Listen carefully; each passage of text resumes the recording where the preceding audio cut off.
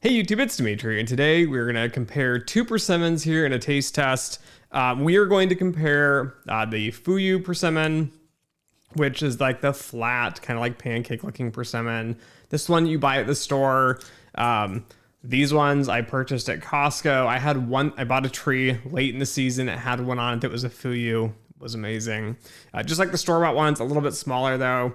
And then we're going to compare, these are the Tanenashi, I think that's how you pronounce it.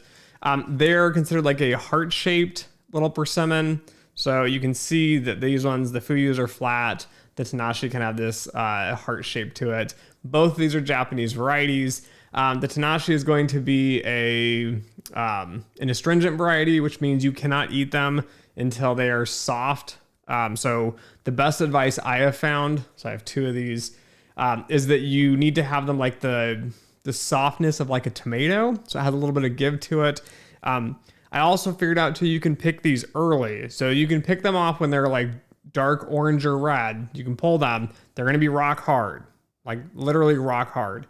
When you pull them off, you can let them sit and they will ripen. I pulled out 8 of these a few days ago, and this one still has some hardness to it in some spots, not very soft. This one is very ripe. We're going to eat it here in a second. Again, it's an astringent variety, so you can't really eat them when they're hard. The Fuyus, though, are non-astringent, which just means I guess you can eat them not quite as ripe. This one's not perfectly ripe. So to give you an idea of color, persimmons turn a darker kind of orange color when they are ripe. It varies from variety to variety. This one, though, should be the same color as this one. As you can tell, this one is lighter. This is the proper color, both for these varieties here. But this one is definitely an underripe Fuyu, because both of these are going to be Fuyus here. So we're going to do a taste test. I'm going to cut them open. I eat pounds of these things. Like I go to Costco and buy like, I don't know, 10, 20, 30 of these at a time and go through probably 4 or 5 in a day.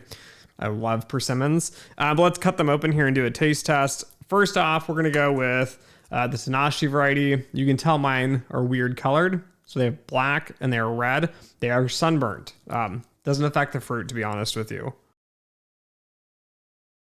These are Japanese variety as well. They are self-pollinating and they do not have seeds. At least I've never seen the seeds. Again, the Tanenashi has the very pretty jelly star pattern on the inside. A common question I get is, do I eat the skins? Oddly enough, sometimes with the Fuyus, I find the skins to be thin enough that I can just eat straight through them. They do have kind of a plasticky texture. The Tanashis have about the same, but I find the ones that are homegrown, the skin's a little more brittle. You can just eat them whole. You don't need to worry about it. Again, don't eat the top piece. Another question I often get is if they have little black spots. So if you see this one has like the black piece on it, this isn't what it really is, but often there'll be little black spots in the fruit. You can eat them. I've seen online, I've Googled, according to the internet, you can eat them. I've eaten them and not had any issues. You can cut them out if you want.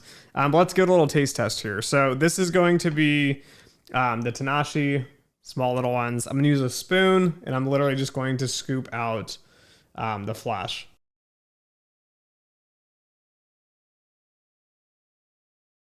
So the texture I think is very odd for many Westerners. It's kind of like wet. It's kind of slick. It kind of has like a jelly-y consistency. And for me, like I think it's the main meat part. So the non-star pieces on here is like very, very soft and kind of liquidy. The star pieces that are darker, it's kind of like a jelly. I actually really enjoy the texture of it. It's very sweet though.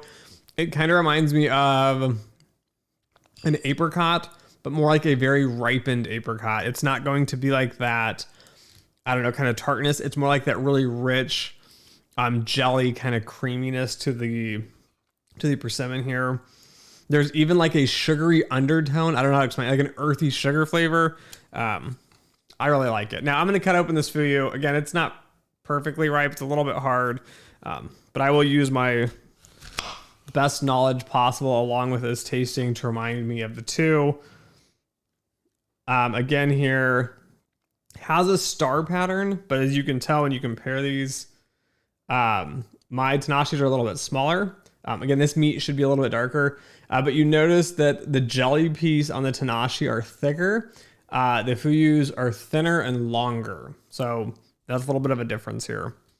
Now, again, this is not a fair comparison because this Fuyu is definitely not ripe.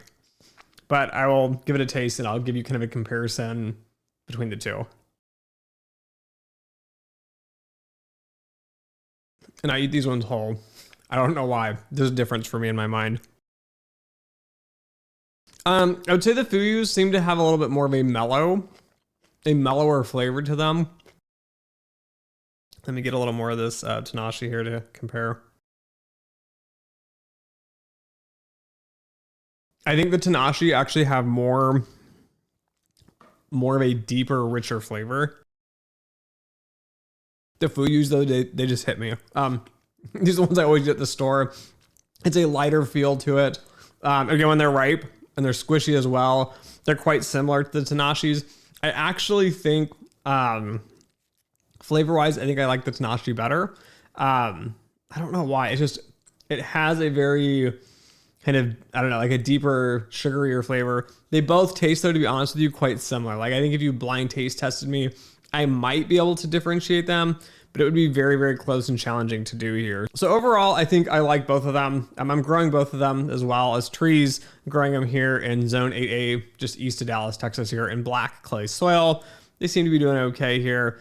This is really like the first full year here. I had a Fuyu, it was in a pot. I mistreated it for 3 years.